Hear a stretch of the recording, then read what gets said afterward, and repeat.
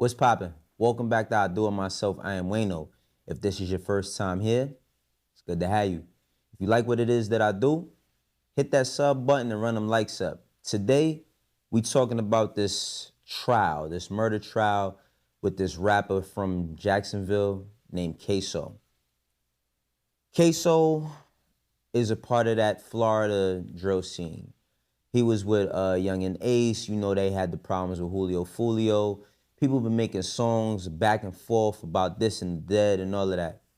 So many people, because I work in music, always tell me about how the drill is like, death is so lucrative, like how they make so much money. They don't be making no money. They don't be making no money. A lot of these kids don't know how to communicate. They don't know how to express themselves. And they find this drill scene as a means to express themselves about what they don't like about a person or how they feel about what's going on currently in their peer group. There was a young man who lost his life. His name was Lil Bibby. This young man, a woman described the scene of when she seen him, that his leg had been separated and half of his face was gone. He was taken out with an assault rifle. He was taken out not only with an assault rifle, he was taken out after leaving a job interview. Just to give you a little bit of context as to these kids making so much money. But when I see these kids, no matter if it's Florida, New York, Chicago, LA, Louisiana, wherever it's going on, whatever this drill, Atlanta, wherever this drill stuff is going on, I see black kids and I see black death. And it bothers me, man. It bothers me a whole lot because I think about the potential that these young men could have or possibly had if they would have used or found different ways to express themselves in their lives. This situation with Ksoo, it comes at a heavy toll because not only did he take a couple of lives, and this is just one trial that he's on, he got a couple of other, everybody catching hats, putting one up under your belt, all that silly, stupid, ridiculous stuff. But one of the star witnesses in this case is Butter, who's Ksoo's friend. He also participated in this whole ordeal, and he's taken a deal to get a 20-year sentence on 2 murders. Horrible stuff. Listen, let's just put it out there. Horrible stuff. I'm not here to say, because it gets worse. I'm not here to say, oh, man, they ratted, they told, yo, man, this is what happens when you don't stand 10 toes and all that other silly, dumb shit. I would like to see prevention. I would like to see young black men not lose their lives to the prison system or to the streets. I would like to see more conflict resolution. I would like to see more emotional intelligence. I would like to see more mature conversations that happen around these young men so that they can learn how to deal with society. Because one thing about living in society is it's going to get you mad. Things aren't fair. People are going to have differences, but you can't settle your differences with firearms every time you don't agree with somebody. So this star witness, Dominique Butter Barner, described plotting a homicide with Robinson and Whitaker, the 2 co-defendants. According to his testimony, they waited near McCormick's apartment, followed him in a stolen Nissan, and Robinson shot McCormick as he left a job site, then chased him and killed him. Barner led them to crash the car later, then fled via police pursuit and home invasion. DNA of Barner and Whitaker was found in connection with that break-in. So what ends up happening is Whitaker, the other guy, and Hakeem, who is Ksoo, they get into it. They take this dude's life. They go on a chase. They run into somebody's crib. They home invade a crib. They sit there and hold a woman gunpoint and change into her husband's clothes. And Ksoo calls his dad. Now his dad goes to pick him up. And his dad goes and he picks him up. And his dad is 52, I believe. Ksoo's 26. But when his dad goes to pick him up, you know, he now becomes an accessory into this whole situation. But the thing about Ksoo's dad, the thing about Ksoo's dad, Abdul Robinson was a criminal. Abdul Robinson used to have Ksoo come and visit him. I have a lot of friends who, OGs, that they went through the streets and they did whatever they had to do, and their sons are now, you know, in prison. It's heartbreaking stories. Listen, there's no happy endings in none of this. But what ends up happening is Ksoo's dad ends up testifying against him. Let's watch some of it. Today, you realize that you are testifying against not only co-defendants, but family members. Yes. Why are you doing that?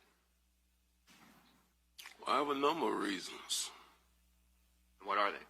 I got some health issues. I got 2 6-year-olds and an 8-year-old daughter. And, you know, when my 8-year-old daughter asked me when I'm going to come take her to the daddy-daughter dance. Objection, hearsay, relevance. Overruled. You can answer. When she asked me over each year when I'm going to come take her there, and I keep letting her down. Then my 6-year-old son, when he asked me if I'm going to come to his football games, come take him fishing. Now, hearing this man speak about why he's testifying against his other son, he's speaking about his current younger kids, his 2 6-year-olds and his 8-year-old daughter. And at the time that any of this occurred, he wasn't thinking about them. Now, as a father, having to make a choice like that is crazy, right? And I'm not talking about the testifying. I'm talking about having to make the choice of making sure your son and his friend change their clothes so you could get them out of the way so that they don't get arrested is a crazy decision to make. And for a slight moment, I had a feeling of empathy, a slight moment. But we besides that right now. Seeing this, your son had been going down the wrong path. He been going down the wrong path. And a lot of that path might have been him following his dad. But the thing about his dad is not only is he testifying against his son, but he has cooperated against other people. About 10 years and 3 months, 4 months. Okay. So from life to an ultimate actual serving sentence of about 10 years. Yes, well, it was a law change, and that's how my time got reduced again. Well, and your cooperation, sir. Yeah. Right? So pretty good deal you made for yourself. Yeah. You've also worked as a confidential informant for police, haven't you? Yep. And you're cooperating in this particular case because it will help you, right? Right. And you were arrested, I think you told us roughly September of 2020. September 10th, 2020. September 10th, it sounds like you remember the exact.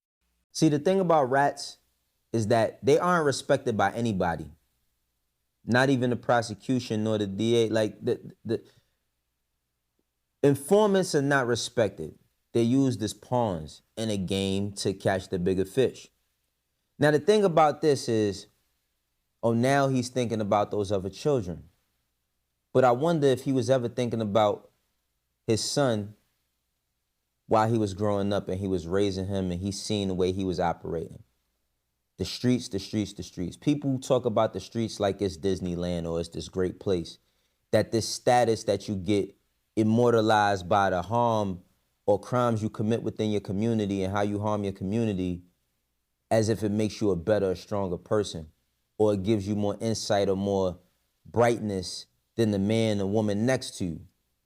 But the whole time you're a bozo. Now, the thing about Ksoo is I ain't shooting Ksoo no bell. This nigga's an animal. You know what I'm saying? He had a blood rage. Whatever happened in the street happened, and he fell into it. You know what I'm saying? He jumped headfirst into taking lives, and he doesn't seem remorseful about it at all. But the thing about these streets is that they don't love nobody.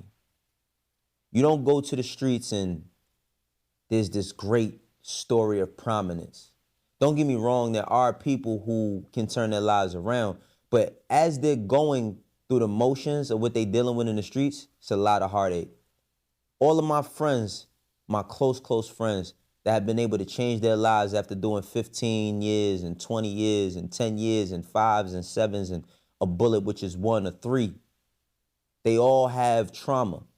Trauma that can't be erased with just one conversation. Trauma that can't be dug too deep in with enough therapy. Trauma that they deal with on a daily basis wherever they're in society, it affects them.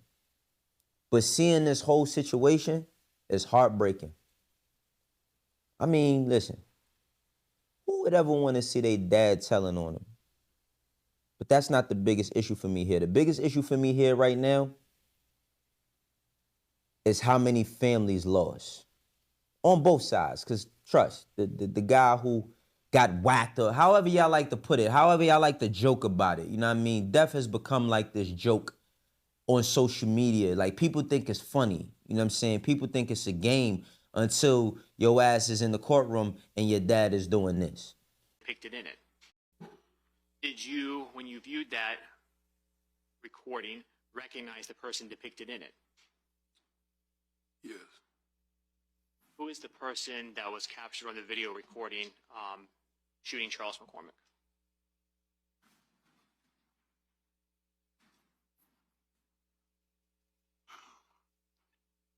My son. What's your son's name? Hakeem.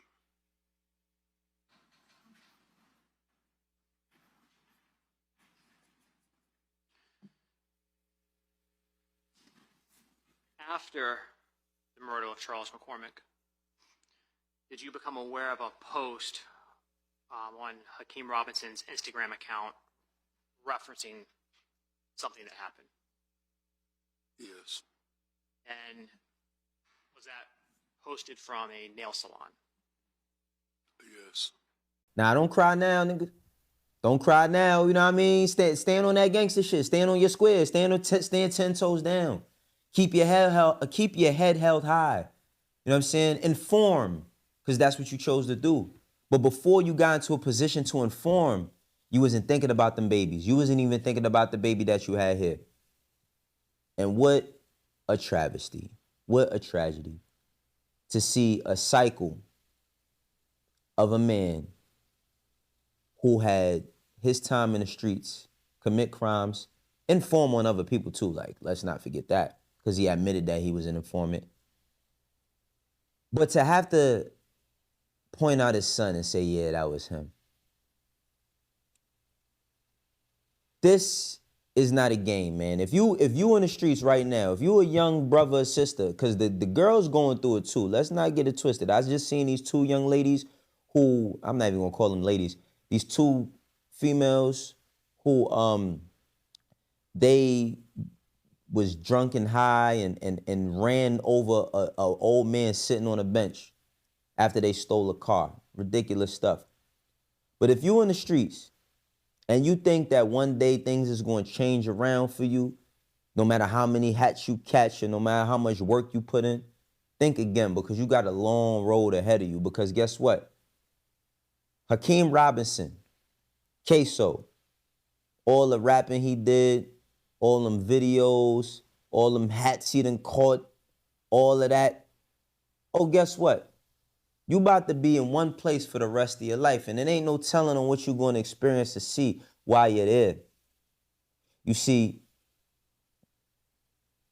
when things like this happen in a community, it ruins the fabric. It deteriorates the culture. I ain't talking about hip hop. I'm talking about a way of life. I'm talking about principles and morals and values and manners and ways that we could possibly change so that we don't go through these type of situations. These things rip that apart.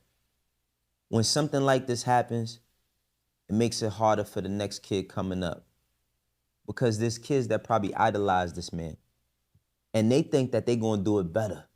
They're going to do it smarter. They're going to do it swifter. They're not going to involve their dad. They're just going to do it on their own. And they're going to end up in the same seat that Hakeem or Abdul is in. Either being the one doing the telling or being the one being told on. I hope that this message, what I'm talking about, reaches anybody, somebody, anybody that can value it and pass it on to somebody else. That's what it is. That's why I do what it is that I do. This is how I do it myself. For the ones that rock with me, know how we doing. For the ones that don't, eventually will. I'll catch you on the next one. Peace.